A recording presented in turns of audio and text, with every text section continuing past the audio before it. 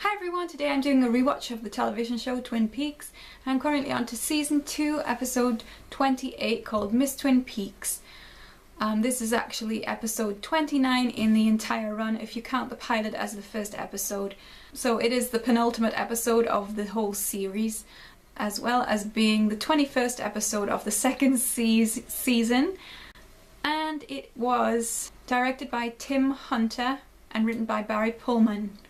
Okay, so I think this first scene with Leo and Major Briggs, it sort of highlights the fact that Leo, even though he is brain damaged now and he is not the man he once was, the fact that he is actually regarding Wyndham Earle as a worse criminal and a worse person than himself, it suggests that he is a greater villain than Leo. That Shelley has much more to fear from Wyndham than she ever did from Leo, which is difficult to believe, but that's kind of what the scene seems to suggest. And it's interesting to see that from Leo, this complete turnaround, that the fact that the damage that has been done to his brain and to his personality is perhaps an asset to who he is, because he is actually more caring about Shelley now than he ever was during their marriage. Okay, so we see Wyndham Earle return to the cabin, and he has taken on this strange appearance which is reminiscent of the way Laura looks temporarily in Fire Walk With Me when she is talking to Harold and she changes in an instant. We see her face become white and her lips become dark and she looks possessed by evil, and Wyndham Earle looks the same here. He has the white face, the chalky skin, the dark mouth, the red eyes. Whatever is happening to Wyndham has obviously taken a step forward, and he is even further into this journey of darkness than we ever imagined. Okay, so the girls at the diner are discussing the Miss Twin Peaks contest, and there is a little bit of discussion from Norma saying that she thinks that there should be something good happening in the town, and Annie makes the comment, since Laura Palmer, do you mean? I have been thinking about Annie since the last couple of episodes and wondering if there was any possibility that Annie is actually not Annie. I just think that sometimes the scenes around Annie and what happens with Cooper, Annie seems to be a major player in the whole affair, and Annie seems to be someone who lures Cooper. There are a couple of other things, like with Annie at the dance with Cooper and the giant. What if he was warning Cooper about Annie, like, keep the hell away from Annie, she is actually inhabited by one of the lodge spirits and she's luring you to your doom. If actually Annie was inhabited by a spirit, by a bad spirit from the lodge, from the Black Lodge, who was associated with Bob, then those last words in the entire series have a completely different meaning. Okay, so we see a scene with Audrey and her father, and they do seem to have a closer relationship than they used to, and Ben seems to be a little more understanding about his daughter's feelings.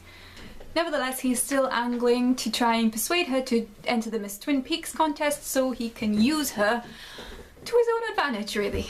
So we get an explanation we get an explanation from Cooper as to what Bob's connection is to the Black Lodge, and he also makes the connection that Bob is attracted to fear, which Wyndham Earle hears, and of course Wyndham Earle intends to use fear to get into the Black Lodge.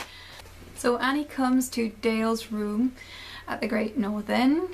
She says she wants help to write a speech, but pretty quickly the conversation turns personal, and I think it's interesting what she says about her and Dale having similar experiences and almost one of them being like the shadow of the other. Okay, so we see Norma and Ed, and they seem so close to be able to be getting it together, but you kind of feel that something is going to happen. to disrupt that, to put a spanner in the works.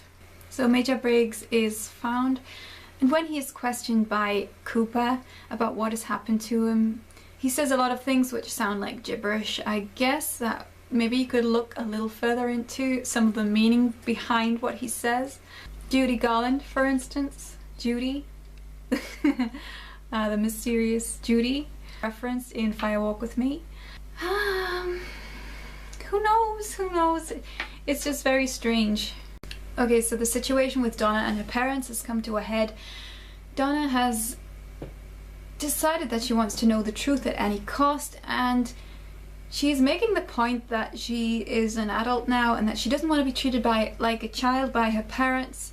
When she comes downstairs ready for the Miss Twin Peaks contest, she looks very elegant and very grown up, as if she's deliberately styled herself to look like someone who's older.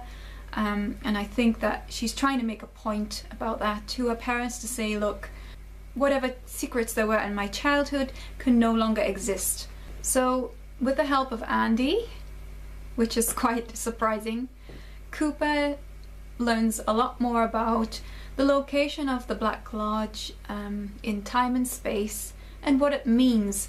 At one point he says that there will be possibility for change in a good or bad way, which brings you to the idea that, does the White Lodge exist at the same location? We have this conversation with Harry, Cooper, the Major and Andy, in which they are discussing how the chess game relates to actual events and how fear and love will open the doors of the lodges. Cooper seems to know that instinctively. This is difficult to explain, but in the conversation that they are having, it is implied that Agent Cooper is in fact the king, which I don't think was any surprise, and that whoever Wyndham's queen is going to be whoever is crowned Miss Twin Peaks. Okay, so the Miss Twin Peaks contest is just so tacky. It is like a very small town affair. I'm sorry, but their outfits are ridiculous, their actions are ridiculous. The whole thing is just... Okay, so Lucy's performance is jaw-dropping in the fact that we kind of forget that she's pregnant, and she does this ridiculous splits action at the end of that dance. And it's just so crazy. Okay, so we see Audrey give a very earnest speech. I think maybe she's a little too serious for the judging panel, because of the fact that she didn't seem to partake in any of the dance performances beforehand.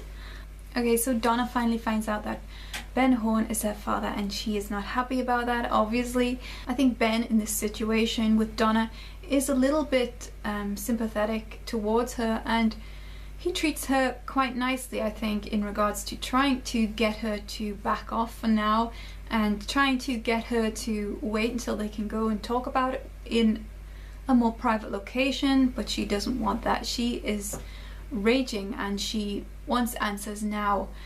So Annie's speech refers back to ancient cultures and how they respected the land and what they thought of it in a spiritual sense and what that meant to them, and how modern man has forgotten this. And Annie talks about life and death as well. That's a very important theme because it connects to the Black Lodges and the White Lodges, obviously, and the journey of the spirit.